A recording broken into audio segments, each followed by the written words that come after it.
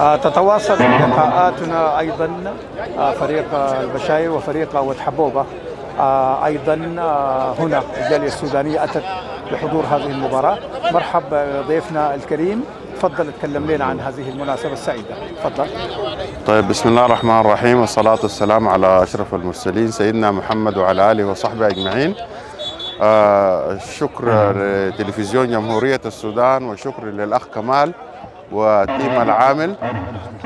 محمد سلمان الزبير، الأمين العام لفريق ود حبوبة بالرابطة الرياضية للسودانيين بالخارج الصالحية.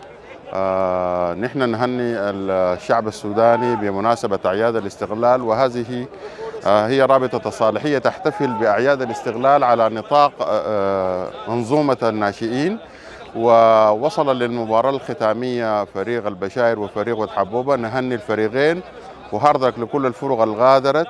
ودعبت الرابطة الرياضية للسودانيين بالخارج على الاحتفال بأعياد الاستقلال والمناسبات الوطنية العظيمة، وهذا يدل على شيء، إنما يدل على ارتباط السودانيين في أرض المهاجر بوطنهم، والاحتفاء بكل ما هو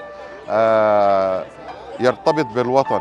ولعل من أبرز المظاهر الجميلة في هذه البطولة إنها أتت بطولة للناشئين، وهؤلاء الناشئين هم الذين نعول عليهم كثيرا في مستقبل السودان المشرق إن شاء الله.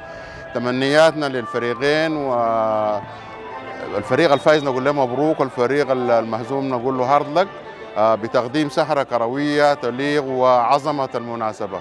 شكرا جزيلا تلفزيون السودان.